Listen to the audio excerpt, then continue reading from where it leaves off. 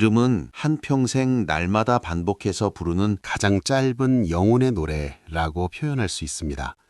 날마다 반복해서 보고, 듣고, 느끼는 것들은 이미 우리의 삶 속에 깊숙이 자리 잡은 환경이 됩니다. 그러한 환경은 의식하든 그렇지 않든 우리에게 영향을 미칩니다. 이름 역시 예외일 수 없습니다. 그 중에서도 특히 모든 사람들로부터 평생 나 자신으로 불려지며 나의 인격과 동일시되는 이름은 나와 평생을 함께하는 특별한 환경이라고 할 수 있습니다. 그 중요성과 영향력은 아무리 강조해도 지나침이 없을 것입니다. 이름은 단순한 호칭이 아니라 삶 전체를 감싸는 환경이기 때문입니다.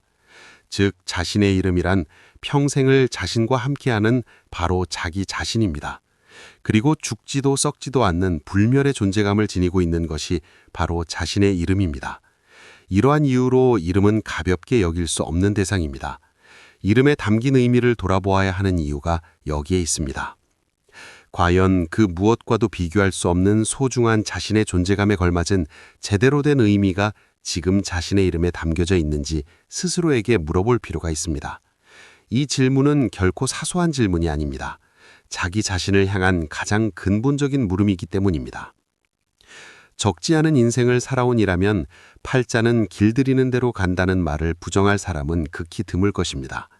그만큼 습관의 중요성은 살아갈수록 더욱 크고도 절실하게 느껴집니다. 반복되는 행동과 태도가 삶의 방향을 만들어간다는 사실을 우리는 경험으로 알고 있습니다. 이 점은 이름과도 깊은 관련이 있습니다. 이름은 썩어 없어지는 물질이 아니라 영혼을 가진 인간 존재의 특성에 걸맞게 영성을 가지고 있습니다. 그렇기 때문에 반복해서 부르고 쓰는 과정 속에서 강한 영동력이 작용하게 됩니다. 이름은 단순한 표식이 아니라 반복을 통해 힘을 가지게 됩니다. 이 점을 간과해서는 안 됩니다. 운의 원리는 반복, 즉 노력과 습관에 있습니다. 그래서 습관을 고치면 팔자를 고친다는 말은 거짓없는 진실이자 사실입니다. 운자 앞에 기운기자가 생략되어 있다는 점도 이를 잘 보여줍니다. 기운은 기르면 반드시 생기는 것이 자연의 이치입니다.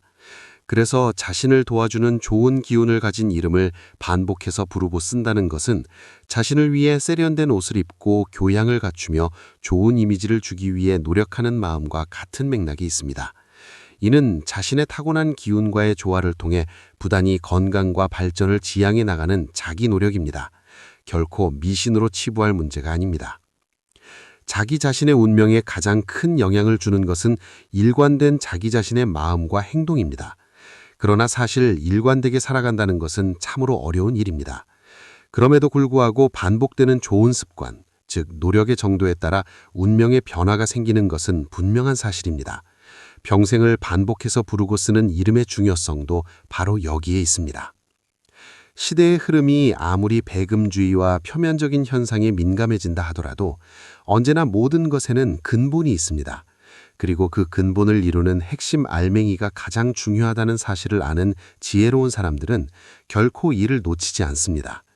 이름의 분명한 뜻, 다시 말해 혼과 정신이 담겨 있지 않거나 뜻 자체가 잘못된 이름의 사례들은 다음과 같습니다.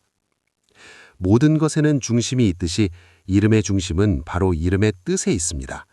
이름은 소리와 글자로 이루어져 있지만 그 중심에는 반드시 뜻이 자리해야 합니다. 그러나 아래의 사례들을 살펴보면 이름의 중심이라 할 수 있는 뜻이 제대로 형성되지 않은 경우를 확인할 수 있습니다. 이는 이름의 근본이 흔들린 상태라 할 수 있습니다. 박소정은 통할 트일 소와 정나라 정으로 이루어진 이름입니다. 허동윤은 들보 용마루 동과 윤달 윤으로 구성되어 있습니다. 김나연은 어찌 나와 빛날 현을 사용하고 있습니다. 이 세 이름은 각각의 글자 뜻은 존재하지만 이름 전체로서의 뜻은 성립되지 않습니다.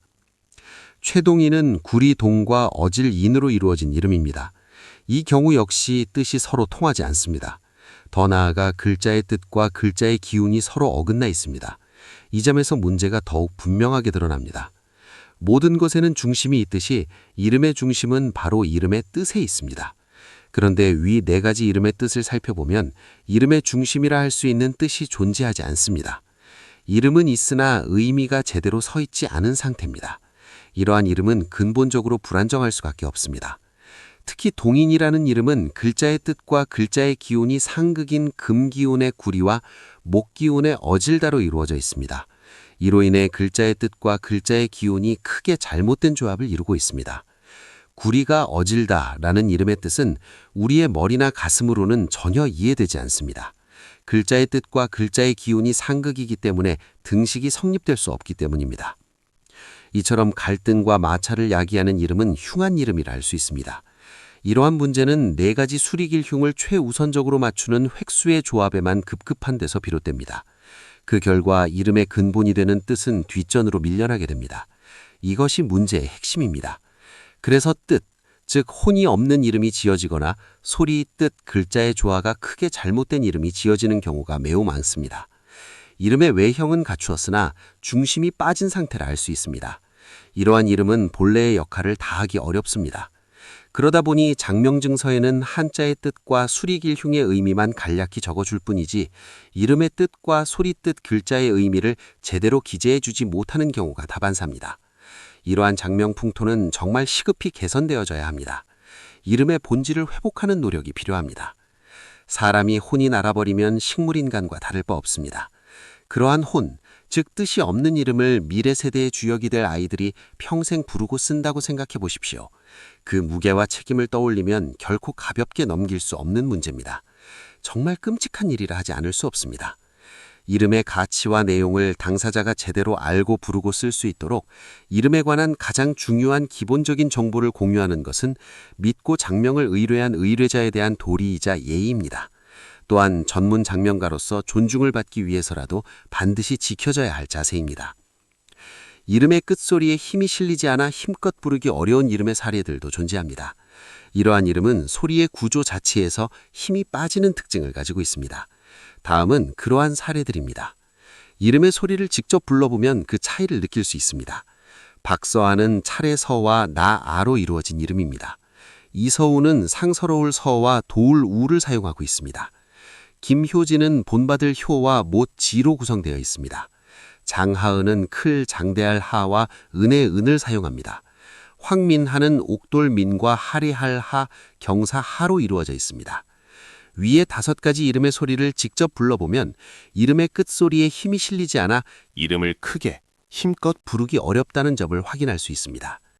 이는 발음의 구조와 소리의 흐름에서 비롯되는 문제입니다. 이름의 소리는 생각보다 중요한 요소입니다. 이처럼 흔치 않은 이름의 소리에만 지나치게 초점을 맞추거나 수리 길흉 위주로 이름을 짓다 보면 소리의 조합이 잘못되는 경우가 많습니다. 그 결과 힘이 제대로 실리지 않는 이름이 만들어지게 되고 이는 이름의 기능을 약화시키는 요인이 됩니다. 자신의 이름 소리가 힘이 있는 소리인지의 여부를 쉽게 알아보는 방법이 있습니다. 이름의 끝소리에서 톤이 자연스럽게 떨어지는지 떨어지지 않는지를 확인해 보면 됩니다. 소리를 실제로 내어 불러보는 것만으로도 충분히 느낄 수 있습니다. 이는 매우 단순하지만 효과적인 방법입니다. 이름의 소리에 힘이 제대로 실리지 않아 힘껏 부를 수도 없는 이름을 평생 부르고 써야 한다고 생각해 보십시오. 그 이름이 물건의 이름이 아니라 바로 둘도 없는 자기 자신을 의미하는 이름이라면 스스로를 위해 한 번쯤 계명을 진지하게 고민해 볼 이유는 충분합니다.